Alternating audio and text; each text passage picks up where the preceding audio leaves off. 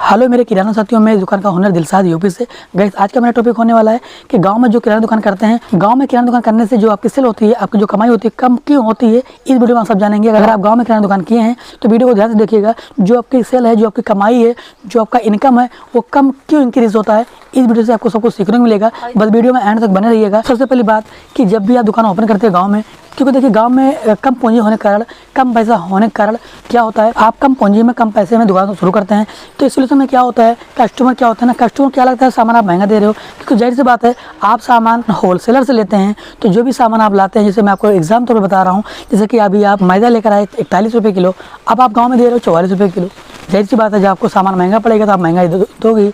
लेकिन इस सिलसिले में क्या होता है ना, जो आपकी सेल होती है, जो आपकी सेल में गिरावट होती है, जो आपका इनकम कब इंक्रीज होता है ना, यही सबसे बड़ा कारण है। क्योंकि देखिए जब भी आप होलसेलर सामान लाते हैं, तो होलसेलर आपको दे रहा है मैदा 41 रुपये में, अब आप सेल कर रहे हो 44 रुपये में।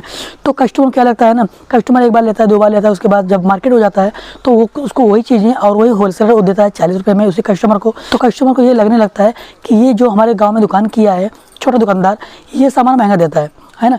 तो कस्टमर क्या होता है ना, कस्टमर को सामान महंगा लगने लगता है, और फिर इस वजह में क्या होता है, आपका घाटा होता है। जो आपका कमाई होती है वो कम होती है, इसलिए होती है जो आप 500 रुपये और 300 रुपये में रह जाते हैं। यही वजह है। जो मार्केट वाला होता है उसकी सेल क्यों होती है, यही वजह है। और कस्टमर ज़्यादा खींचे हुए चले जाते हैं उनके पास, क्योंकि उनको सामान सस्ता पड़ता है और कस्टमर को ये लगने लगता है कि ये दुकानदार सामान महंगा देता है जो हमारे गाँव में दुकान की है।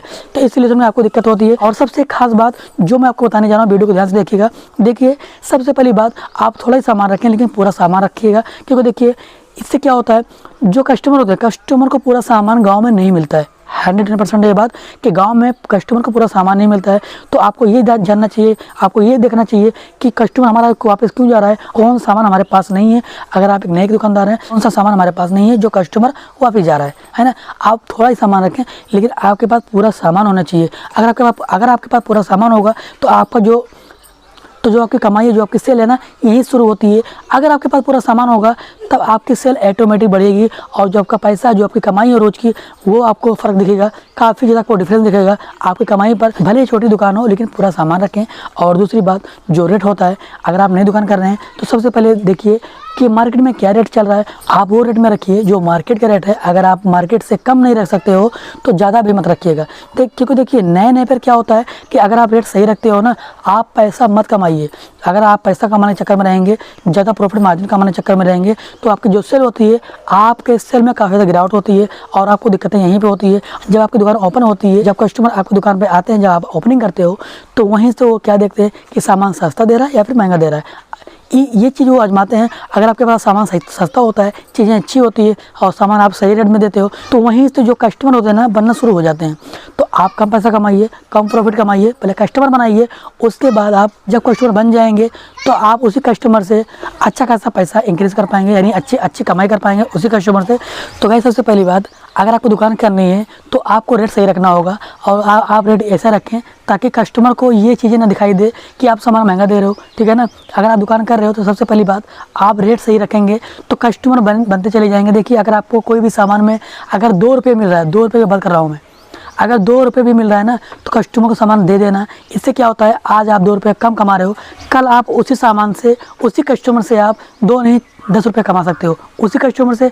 और इससे क्या होता है कि आप 2 रुपये कम में दे रहे हो, और आपके जो कस्टमर होते हैं, जो ग्राहक होता है ना, ये बनते हैं इससे, है ना, और 4 कस्टमर को और भी लेके आते हैं। तो गाइस सबसे खास बात, जब भी कस्टमर आपकी दुकान पर आए, वो कोई भी कस्टमर होगा, या आपके जानने वाला होगा, या आपके गांव मोहल्ले का, या फिर और भी अदरवाइज कोई भी कस्टमर होगा, जब भी कस्टमर आपकी दुकान पर आए, 1 रुपये के लिए, 2 रुपये के लिए कभी भी वापस मत करना। इससे क्या होता है, आपको काफ़ी ज़्यादा डिफरेंस दिखेगा, आपको काफ़ी ज़्यादा फायदा होगा इससे।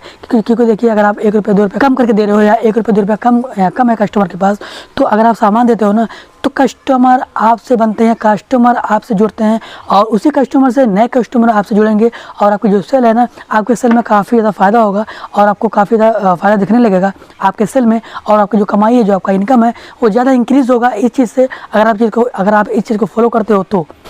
और दूसरी बात, अगर आप कोई भी सामान लेते हो थोड़ा क्वांटिटी भी लीजिए। अगर आप आपके पास बजट कम है, पैसा कम है, फिर भी मैं आपको बता रहा हूँ, देखिए दूर मार्केट से सामान लेंगे ना तो आपको सस्ता पड़ेगा। अगर आप बगल मार्केट से वही सामान को लेंगे तो आपको महंगा पड़ता है। तो जो बगल मार्केट होती है, जो होलसेलर होते हैं, हम छोटे दुकानदार के साथ में बहुत बड़ी नाइंसाफ़ी करते हैं।